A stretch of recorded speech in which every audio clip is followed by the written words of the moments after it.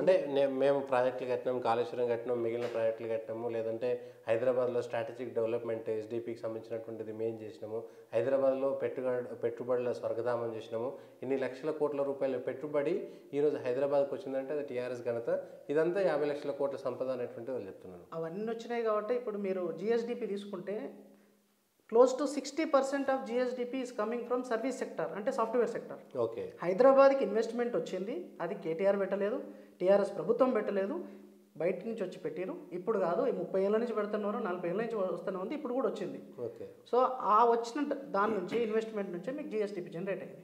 Okay. కానీ ఆ వచ్చిన డబ్బులు మీరు తెచ్చినట్టు కాదు కదా, మీ ప్రభుత్వం ఇచ్చినట్టు కాదు కదా. అది మీరు ఎందుకంటే 2014 నుంచి 13-14 నుంచి తీసుకుంటే 2022-23 దాకా, ఈ 23-24 రన్నింగ్ ఇయర్ కూడా తీసుకుంటే మొత్తం capital expenditure incurred in budget it is less than 3 lakhs crores, less than 3 lakhs crores, including your Kaleshwaram, mission Bhagiratha, mission Kakatiya and all other మీరు చెప్తారు మెడికల్ కాలేజీలు కావచ్చు, లేకపోతే చిన్న చిన్న రోడ్స్ వేసిన కావచ్చు, అన్ని కలిపి 3 లక్షల కోట్ల కంటే తక్కువ ఉంది ఎక్స్పెండిచర్, క్యాపిటల్ ఎక్స్పెండిచర్. అంటే మౌలిక సదుపాయాల కోసం ఈ రాష్ట్ర ప్రభుత్వం 10 ఏళ్లలో బీఆర్ఎస్ ప్రభుత్వం ఖర్చు పెట్టింది లెస్ దెన్ 3 lakhs. మిషన్ కాకతీయలో దాదాపు 15-20 వేల కోట్లు ఉంది, అంతే. మిషన్ భగీరథలో 40 వేల కోట్ల దాకా పోయింది, కాళేశ్వరం ఆల్మోస్ట్ 1,00,000 కోట్లు, ఇవే 1,50,000 కోట్లు. అవును. ఇంకెక్కడండి, ఇంకా చెప్పండి.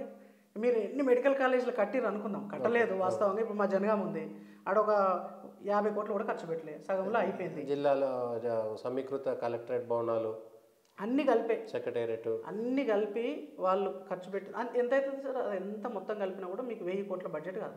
ఓకే. ఒక medical college is less than 500 crores, నాకు తెలిసి 400-500 crores. అట్లా మీరు 30 వేసుకున్నా కూడా మీకు అంతా 15,000 కోట్లు. ఓకే. అట్లా ఎట్లా చూసినా కూడా 3 లక్షల కోట్ల కంటే తక్కువ ఉంది. With papers I can prove you. 3 లక్షల కోట్ల పెట్టుబడి అయితే అంటే అంత ఉత్పాదకత వస్తుంది కదా. ఎక్కడొస్తుంది? కాళేశ్వరం మునిగిపోయింది కదా. కాళేశ్వరంలో 1,00,000 కోట్లు కరప్షన్ జరిగింది, ఆ పెట్టిన రూపాయి కూడా పనికి రాకుండా పోతుంది అని చెప్పి ఈరోజే తెలంగాణ రాష్ట్ర ప్రభుత్వం రేవంత్ రెడ్డి గారి సమక్షంలో మేడిగడ్డకి వెళ్ళినట్టు మళ్ళీ పరిశీలన చేయడానికి. ఆల్రెడీ కేంద్రం నుంచి బృందం వచ్చి పరిశీలన చేసింది. అక్కడ ఇసుక మీద కట్టిరు, అది కరెక్ట్గా లేదు, ఏ రోజైనా కూలిపోవచ్చు, ఇది ఇబ్బందికరంగా ఉందని చెప్తూనే ఉన్నారు. అది కాకుండా దానిలో ఎంతో అవినీతి జరిగింది ఆ కట్టిన ప్రాజెక్టులో. మిషన్ కాకతీయలో కూడా చాలా అవినీతి జరిగింది.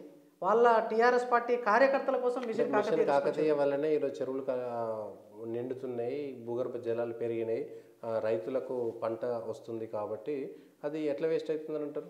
అంటే ఒక్క మాటలో చెప్పాలంటే ఈ బీఆర్ఎస్ ప్రభుత్వము, కేసీఆర్ గారి కుటుంబము, వాళ్ళు చెప్పే విధానం ఎట్లుంటుందంటే అబద్ధాలలో ఆస్కార్ అవార్డు వస్తుంది వాళ్ళకు. ఎందుకంటే పంచభూతాలు కూడా 2014 కంటే ముందు ఇక్కడ తెలంగాణ రాష్ట్రం ఏర్పడి బీఆర్ఎస్ ప్రభుత్వం రావడానికంటే ముందు తెలంగాణ రాష్ట్రానికి పంచభూతాలు లేవు.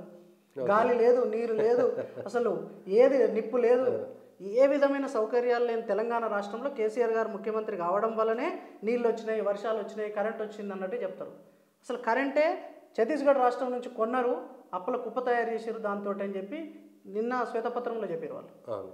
సో నేనేమంటున్నానంటే ఇవన్నీ అబద్ధాలండి, అబద్ధ భూత కల్పన. ఎట్లయితే 50 ఏళ్ల పరిపాలనలో కాంగ్రెస్ వాళ్ళు ఎట్లయితే తప్పుడు నిర్ణయాలు తీసుకొని ఆ ప్రభుత్వం పోయిన తర్వాత తప్పిపుచ్చుకునే ప్రయత్నం వాళ్ళు చేశారు, ఈరోజు కూడా 10 ఏళ్లలో అనాలోచిత ఆర్థికపరమైన నిర్ణయాలు తీసుకొని ఈరోజు కేసీఆర్ గారు ఓడిపోయారు. వాటిని కప్పిపుచ్చుకోవడానికి శ్వేతపత్రాలు రిలీజ్